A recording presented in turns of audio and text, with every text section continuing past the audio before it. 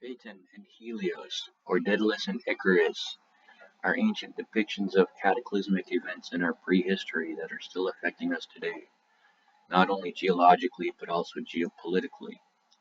Both depictions are of asteroids that struck Earth about 15,000 years ago that melted glaciers and sank Atlantis beneath the rising oceans, something we are about to experience again as oceans continue rising.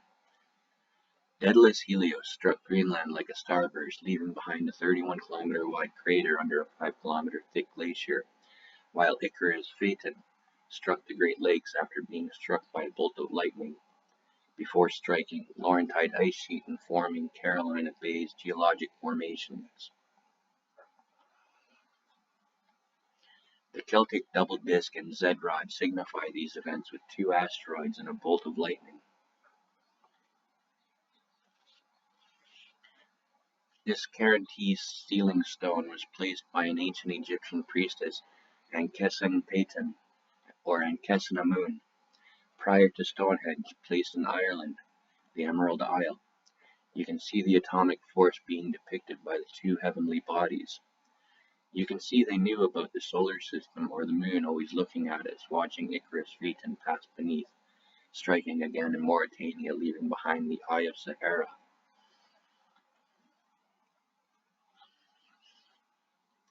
Daedalus Helios picked up a stray asteroid along its elliptical orbit, came to be named as his son Icarus Phaeton, which led to the eventual impact with Earth. This last ice age cycle is the reason we are now living in the age of Aquarius. The nearby orbit used to avert a pole reversal every 26,000 years with the orbit in close proximity. About 15,000 years ago, Earth was mostly covered in glaciers and ice sheets. Even during the summer season, most of the land was still covered by ice sheets. At the dawn of time or prehistory, there is evidence reminding us of a cataclysm that happened about 15,000 years ago. The main impact of Icarus Phaeton struck the Laurentide ice sheet and ejected glacial debris that formed the Carolina Bay's geologic formations and caused the Missoula floods. The fractured asteroid ricocheted across the Atlantic, striking again in Mauritania before landing in the river Jordanus, beside Ethiopia, where it boiled the blood of the Ethiopians from the steam. The impact created the Niagara Escarpment, and the glacial debris formed elliptical impact craters before it melted away. The eastern seaboard is peppered with these Carolina bays and go across the continent over to Washington state along the edge of the Laurentide ice sheet. The rising oceans flooded the lands, leaving behind transverse dunes not only in Sahara from hydraulic surges of the Mediterranean when it flooded, but also in Montana from the Missoula floods. Eye of Sahara was a secondary impact site of Phaeton after it ricocheted across the Atlantic, symbolized by the Ricat structure. These impacts ended the Pleistocene epoch, ending the Ice Age cycles. After the Chicxulub impact, the dinosaurs lasted another 9 million years. How long will we last in this Holocene epoch, a mammal extinction level event? The evidence remains of Daedalus starburst discovered recently of a 31-kilometer wide crater beneath a 5-kilometer thick Hiawatha Glacier. These events are recorded by the Milankovitch cycles. The first impact of Daedalus Helios in Greenland was a starburst that triggered an immediate melt that sank Atlantis beneath the sea in consequence of an extraordinary earthquake inundation, and suddenly disappeared, becoming sea. Astrologers maintain that an astrological age is a product of the Earth's slow precessional rotation and lasts about 2,000 years on average, suggesting this was the orbit of Daedalus' rotating orbit between Earth, Mars, and Jupiter for hundreds of thousands of years. This is known as the astrological zodiac, with one great year lasting about 26,000 years and 13 orbits depicted by the original 13 zodiac signs every 2,000 years. The evidence is abundant for anybody to see for themselves.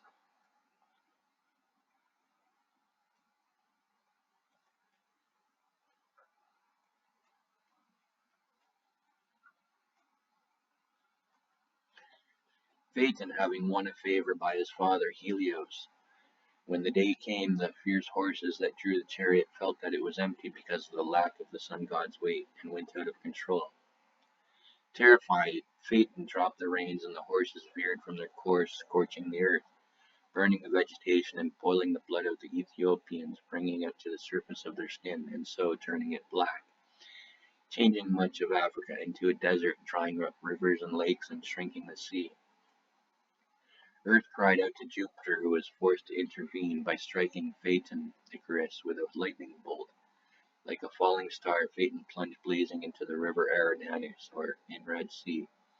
If you swap the U for an E, you have an anagram of AEIOU with Eridanus and in Red Sea. The heat was so intense it melted sand of the Sahara, turning it into glass, covering great swaths of land.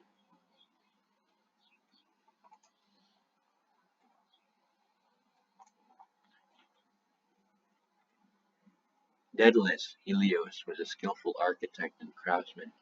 Seen as a symbol of wisdom, knowledge, and power, he is the father of Icarus and the uncle of Perdiz. Among his most famous creations are the wooden cow for Pasiphae, the labyrinth for King Minos of Crete, which imprisoned the Minotaur, and wings that he and his son Icarus used to attempt to escape Crete. It was during this escape that Icarus did not heed his father's warnings and flew too close to the sun. The wax holding his wings together melted, and Icarus fell to his death.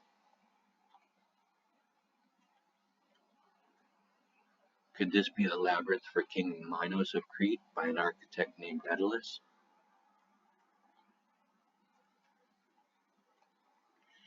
There have been and will be again many destructions of mankind arising out of many causes. The greatest have been brought about by the agencies of fire and water, and other lesser ones by innumerable other causes. Phaeton, the son of Helios, having yoked the steeds in his father's chariot, because he was not able to drive them in the path of his father, burnt up all that was upon the earth, and was himself destroyed by a thunderbolt. Now this was the form of the myth, but really signifies a declination of the bodies moving in the heavens around the earth, and a great conflagration of things upon the earth, which occurs after long intervals. As a result, he drives the chariot too close to the earth, burning it, and too far from it, freezing it. This would be the cause of melt pulses 1b and 1a. Missoula floods with the impact, ending the Pleistocene epoch, or traditional ice age cycles.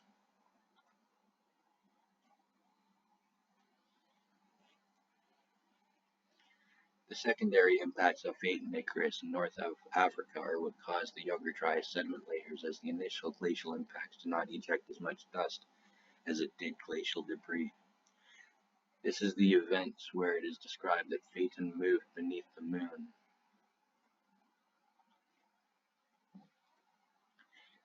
Due to hydraulic surging, when the Mediterranean flooded after the English Channel formed, the north of Africa was left barren as the salt contaminated the soil. It is also likely what caused the erosion on the Sphinx, and is why the casing stone remains on the top of one of the pyramids. It was 10,000 years ago when the English Channel formed, so some time not long after that is when the Mediterranean flooded. For the ocean there at that time was navigable, for in front of the mouth, which you Greeks call, as you say, the Pillars of Heracles, there lay an island which was larger than Libya and Asia together, and it was possible for the travelers of that time to cross from it to the other islands, and from the islands to the whole of the continent over against them, which encompasses that veritable ocean.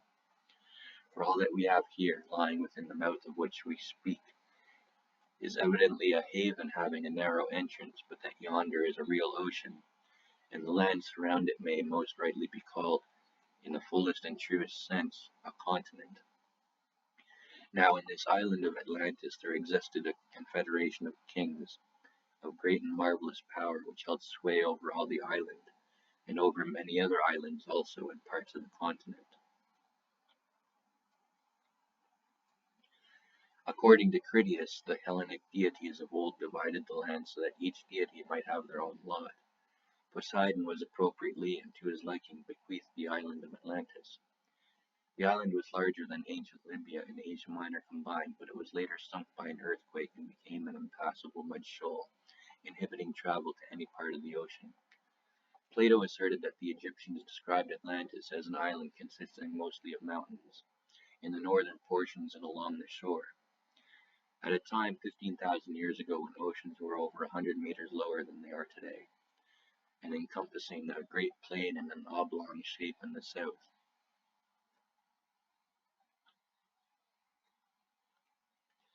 The island extended in one direction 3,000 stadia, or about 555 kilometers or 345 miles. The city was circular, about 23.5 kilometers, or 15 miles in diameter. Through the middle ran a canal connecting the sea with the great rectangular irrigate plain on the far side.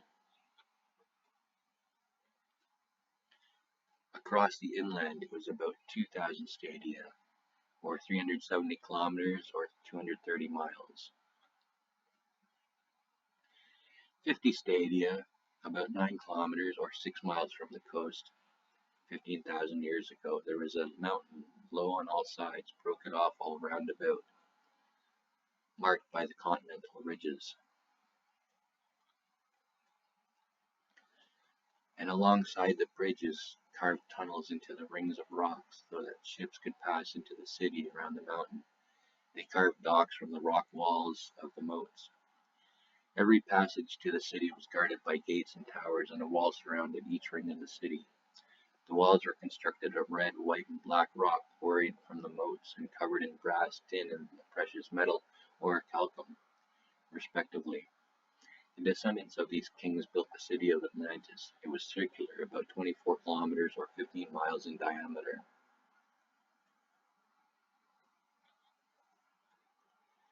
The central island itself was 5 stades in diameter, about 0.9 kilometers or 0.57 miles.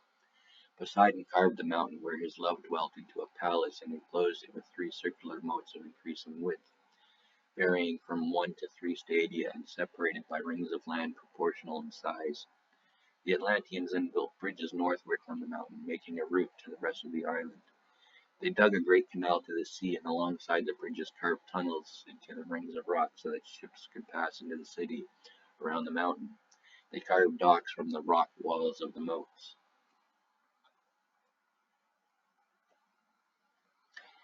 That an island of such nature and size once existed is evident from what is said by certain authors who investigated the things around the outer sea. For according to them, there were 7 islands in that sea in their time, sacred to Persephone, and also 3 others of enormous size, one of which was sacred to Hades, Iceland, and another to Ammon, Ireland, and another one between them to Poseidon, the extent of which was 1,000 stadia, 200 kilometers. And the inhabitants of it, they add, preserved the remembrance of their ancestors of the immeasurably large island of Atlantis, which had really existed there, and which for many ages had reigned over all islands in the Atlantic Sea, and which itself had likewise been sacred to Poseidon. Now these things Marcellus has written in his Ethiopica.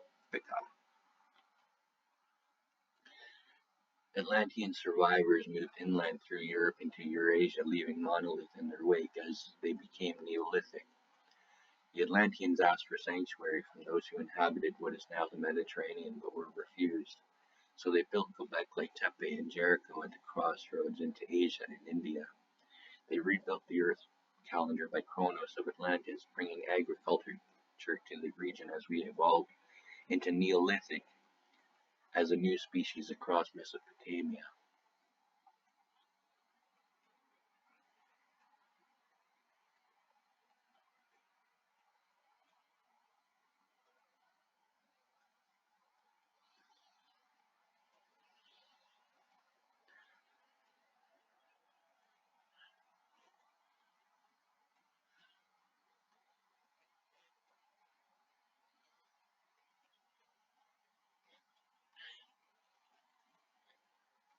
As oceans rose, the English Channel formed, submerging a boat-building platform considered the oldest known boatyard in the world, discovered near Boldmore Cliff off the Isle of Wight, discovered in the English Channel in 1999.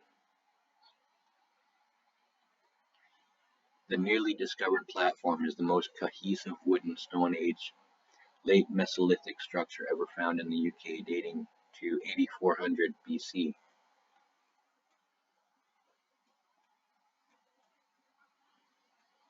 During the Bronze Age, goods flowed east and west. Advancement still flows from the shores of the Atlantic, from the Stone Age to the Iron Age to the Space Age.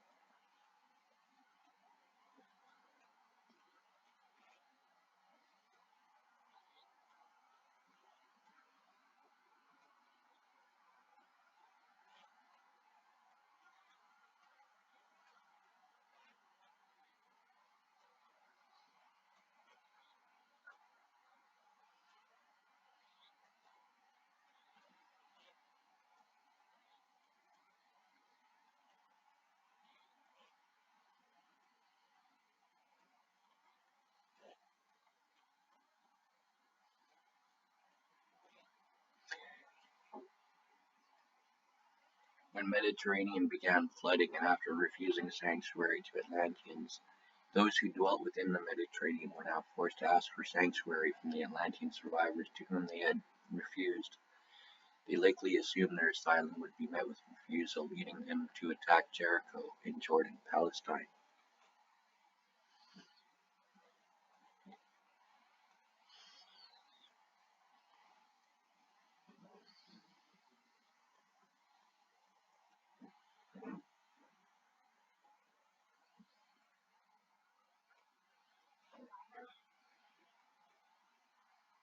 If they had followed the Balfour Declaration, they may have found their promised land, but they didn't.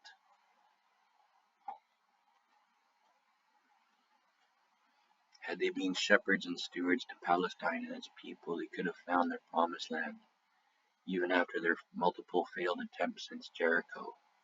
Humanity is always willing.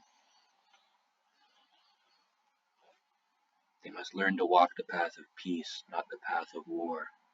This is the only path that leads to the land that is promised, to replace their lost homeland after the Mediterranean flooded. Even despite having first refused sanctuary to Atlanteans and then their attack on Jericho, the surviving Atlanteans still left hope to the innocent after Jericho to eventually find their promised land.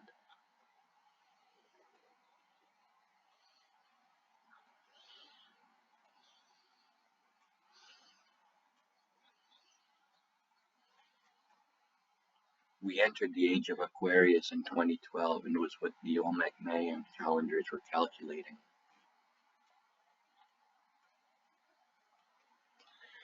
The age of Aquarius has been sped up by human activity over the past few hundred years as we enter the post-industrial climate crisis.